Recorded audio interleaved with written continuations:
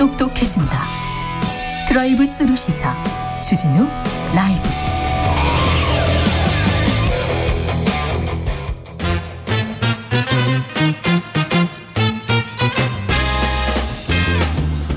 뉴스와 화제 그리고 정치권 소식 여론조사 빅데이터로 분석해 보겠습니다. 여론과 민심. 이강윤 한국사회 여론연구소 소장 어서 오세요. 안녕하십니까. 전민기 한국인사이트 연구소 팀장 어서 오세요. 네, 안녕하세요. 네, 윤석열 대통령이 잘 보이지 않는다 이런 분들도 있어요. 적극적으로 뭐 행사에도 나서고 발언도 하는데 예전만큼 그렇게 적극적이진 않는다 이렇게 생각하는 분들이 많은 것 같은데 여론은 어떻습니까? 조금 빠졌습니다. 긍정평가가 52%대로 전주 대비 2%포인트 하락했는데요. 리얼미터가 2020년 6월 6일 발표한 겁니다. 6월 2, 3일 나흘 동안 조사한 건데요. 취임에 따른 컨벤션 업 효과는 이제 좀 잦아들 때는 됐고, 검찰 인사를 너무 요소에 대거 포진시킨다. 국정원 등등등 안 가 있는 데가 없죠. 그것도 있고, 가족들의 공사 구분이 좀 미흡하다. 왜 이런 거가 사적인 유통 경로로 나와야 하느냐 이런 것도 있었고, 교육부총리, 보건복지부 장관 후보자들 추천된 사람들 역시 좀 흠이 많은 것으로 국민들 보고 계시지 않습니까? 네. 그래서 추천된 인사 후보들에 대한 실망감 이런 게 복합적으로 작용한 게 아닌가 추정됩니다. 좀 잘하는 건 없다 이렇게 생각하는 사람들도 좀 있는 것 같아요. 특별히 뭐 한 게 없었습니다 지금. 빅데이터는 뭐라고 합니까? 빅데이터 상에서는 이제 5월 4주차 때는 이제 뭐 술이나 미사일 이런 이야기가 좀 부정 감성을 좀 많이 높여놨었는데, 그 6월 들어서는 지선 승리한 이후에는 좀 기대감이라든지 앞으로 좀 잘해주기를 바라는 그런 염원들이 들어오다 보니까, 그럼에도 불구하고 사실은 지금 정권 초기인데 부정 감성어가 67%나 되더라고요. 그러니까 지난주에는 한 72에서 3까지 올라갔다가 그래도 좀 소폭 하락하는 모양새고요. 부정 감성어가 네. 부정 관련된 관련어가 많은데 네. 선거 때 보면 또 그렇게 또 영향을 미치지도 않더라고요. 지금 윤석열 대통령에 대한 부정 감성어는 계속해서 높았죠. 그 올라가다가 이제 조금 지금 떨어지고 있는, 이제 다음 주 추이를 좀 봐야 될 것 같긴 한데. 떨어지고 근데 있습니다. 이제 언급량 자체도 같이 하락하는 추세여서. 네. 네. 지금은 언급량이 가장 많은 단어는 뭡니까? 연관어로 보면은 이제 선거죠. 예, 선거. 예, 아직도 지방선거 선거 이야기. 예. 선거 얘기, 선거 후폭풍이 있나 있는데 본다. 예. 윤석열과 지방선거는 사람들이 크게 결부시키지 않는 강했어요. 네. 윤석열 개인이나 그 직접적인 연관성은 없는. 네. 검찰공화국이란 비판이 계속되는 것 같습니다. 이게 지금 윤석열 대통령과 검찰과 이렇게 연관어로 이렇게 올라옵니까? 네, 물론 있고요. 검찰 보면은 이제 한동훈 법무부 장관과 윤석열 대통령 이름이 당연히 네. 딱 두 개 크게 보이죠. 그러면서 이제 뭐 개혁이나 장관 그다음에 인사 관련해서 이제 이야기들이 많이 나오거든요. 요즘 부정이 86%예요. 그러니까 이거를 물론 인사나 이 문제로 다 100% 치부할 수는 없지만, 그럼에도 불구하고 검찰 자체에 대한 지금 부정 감성이 계속 올라간다라는 거, 이거는 좀 생각을 해볼 필요가 있는 것 같습니다. 검찰은 부정 감성은 원래 많지 않나요? 원래도 많은데 계속 저는 검사들이 전화 오면 싫어요. 네, 근데 이제 국민들 입장에서는 사실은 뭐 보통 나빠봤자 60에서 한 70 정도인데 지금 86%까지 올라갔다. 굉장히 많이 올라왔네요. 좀 뭐 검찰에 대한 이미지 좋지 이걸 않아. 어떻게 해석해야 됩니까? 검찰이 다 해먹는다 이렇게 생각하나요? 포도청 사람들은 원래 조선시대 때부터 싫어했는데 네. 데려다가 혼내고 벌 주고 꾸지람하고 하니까 좋을 사람이 없죠. 그래서 네. 오죽해야 재판소하고 병원은 멀리 가라 해라 이런 말도 있는데, 검수완박 과정에서 집단적 반발 이런 것들이 국민들에는 그렇겠네요. 아니 공무원이 저런 집단 행동을 다른 일반 공무원이 그렇게 했다고 잡혀갑니다. 난리 납니다. 잡혀갑니다. 사법 처리되죠. 게다가 검찰에서 징계를 받고 했던 사람들이 지금 요직에 대거 발탁됐지 않습니까? 네. 그리고 문제 있었던 사람들 꿋꿋이 버티고 있는 것, 그래서 검찰 집단에 대한 좋지 않았던 기억 이런 것들이 확대 증폭되고 있는 게 아닌가 저는 네. 그렇게 봅니다. 감성을 이제 찬양하다라는 단어가 좀 눈에 띄더라고요. 네. 그러니까 검찰 최근에 이제 여러 뉴스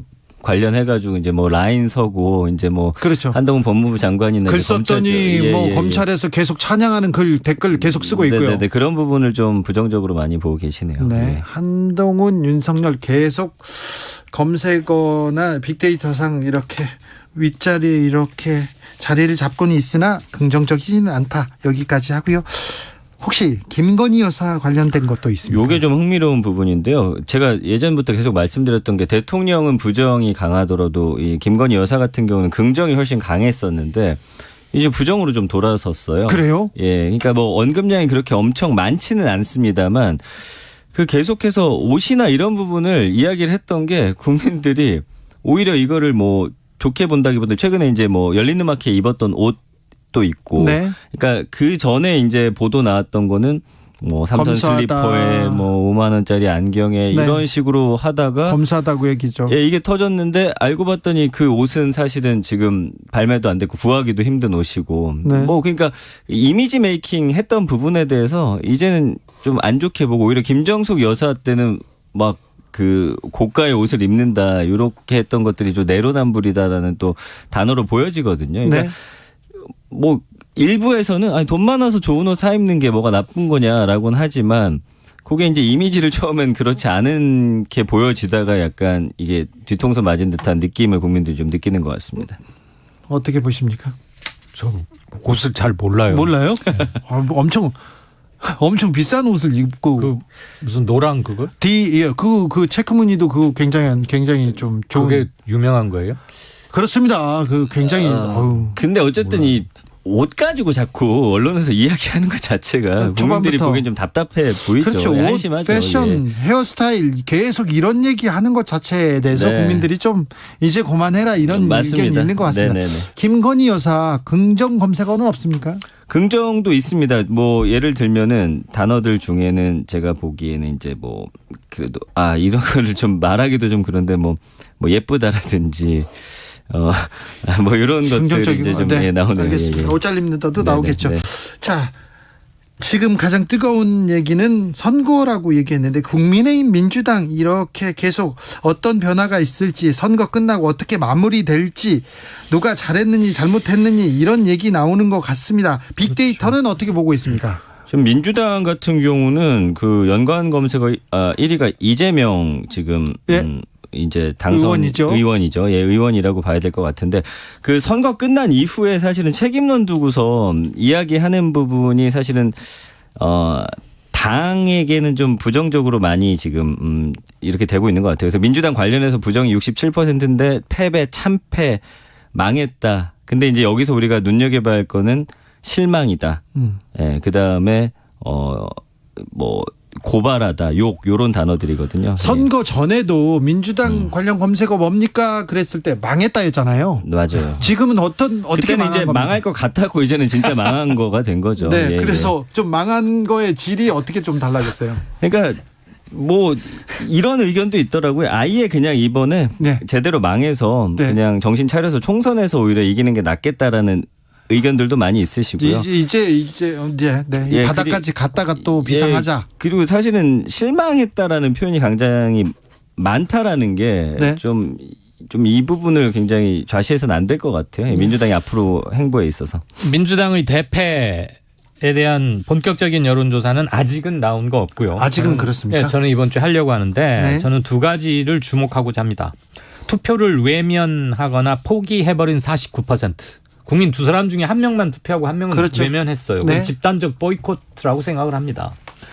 그 둘 중 하나가 기권을 한 거에 대해서 민주당이 우선 첫째, 그다음에 국민의힘도 여기서 깨닫는 게 많아야 한다. 특히 민주당은 해법의 상당 부분을 여기서부터 출발하는 게 어떻겠냐 싶고요. 또 하나는 민주당의 뭐 친명, 친문, 친노 등등등 굉장히 뭔 그룹들이 많은데 대선과 지방선거를 놓치면서 사람들이 민주당에게 요구하고 있는 게 뭔가 그 공통점, 교집합을 찾아내는 게 굉장히 중요하다고 생각합니다. 네. 저는 특정 진영이나 특정 블록, 특정 그룹이 성역화되는 것은 피해야 되겠다. 네. 그러면 모든 논의를 막아버리잖아요. 그렇죠. 그리고 무슨 딱 이 안에서만 얘기해. 젖잘싸 안에서만 얘기해. 이러면 새로운 걸 찾지 못한다고 봅니다. 그러니까 지금 국민들이 원하는 건 정말 반성이고 앞으로 잘하겠습니다인 것 같아요. 근데 이제 그런 부분이 지금 충족이 안 되다 보니까 그럼에도 불구하고 한 33% 정도는 믿고 희망을 갖고 있고 지지한다는 분들도 계신데 좀 일단은 좀 부정이 한 70% 가까이 나오고 있다라는 것에 대해서 생각을 좀 해봐야 될 것 같습니다. 국민의힘은 어떻습니까? 국민의힘 같은 경우는 지금 긍정이 한 45니까 여기도 뭐 그래도 민주당보다는 조금 네, 높게 상황이 나타나고 낫네요. 있네요. 네. 지지하 납승했다. 네. 잘할 것이다. 희망을 갖고 있다라는 단어들이 보입니다. 그래서 민주당보다는 그래도 국민의힘 쪽이 조금 더 지금은 뭐 네. 당연히 지선도 그렇지만 분위기를 좀 가져가고 있지 않나 이렇게 보입니다. 이겼으니까. 네, 뭐 당연한 결과죠.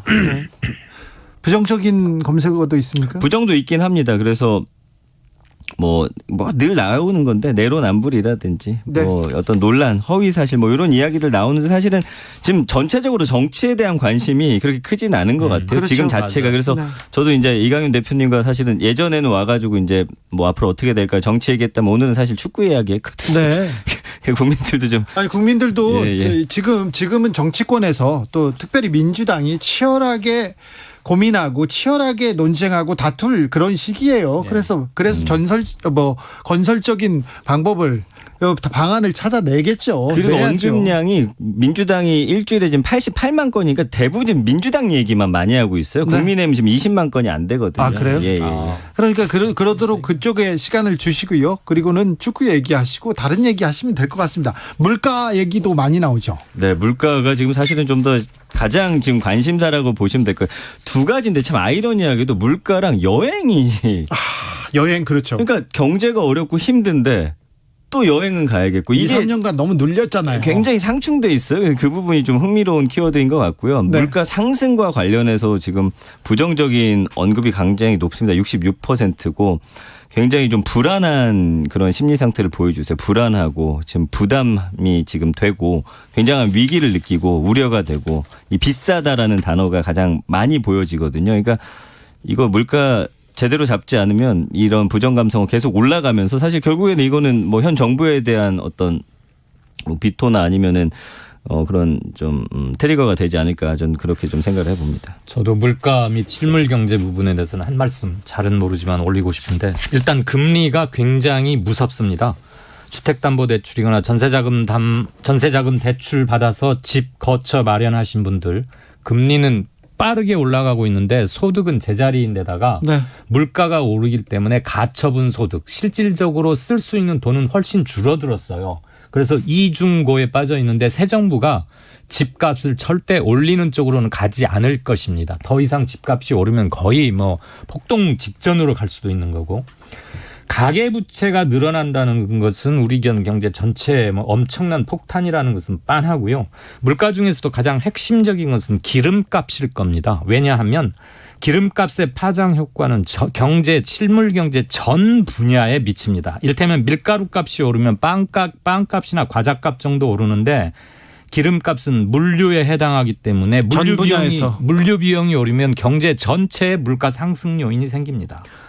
소득이 제자리이기 때문에 결국은 2중 3중으로 금리는 오르고 물가도 오르기 때문에 소득은 평소보다 떨어지는 속도가 체감이 훨씬 큰 거죠. 게다가 또 한 가지 상위 3% 정도에 해당하는 대기업은 코로나 기간에 돈을 잘 벌었기 때문에 많이 벌었죠. 임금을 많이 올려줘요. 그러면 그게 고임금 고물가의 그들끼리의 무슨 리그를 형성하는데 그 파급 효과는 서민 대중 전체에게 미칩니다.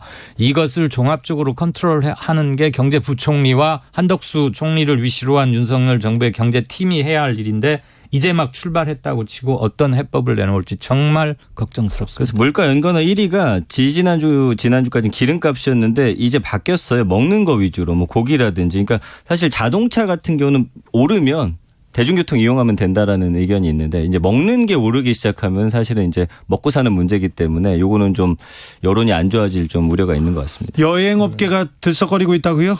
네. 주식 시장은 어떻습니까? 주식은 뭐 지금 근데 참 신기한 건 장은 안 좋은데 네. 늘 여기는 희망이 또 있더라고요. 희망 90. 예. 그래서 실패했다, 망했다, 폭락했다, 손실이다, 막 미치겠다 이런 단어들 속에 근데 우리 증시가 지금 예. 연초 대비 한 10% 이상 빠져 있지 않나요? 맞습니다. 네.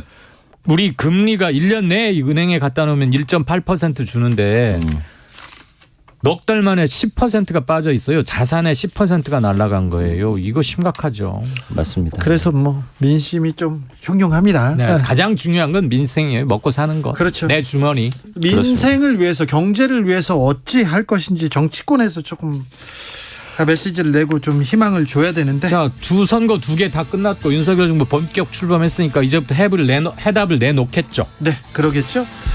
이강윤 소장님 그리고 전민기였습니다.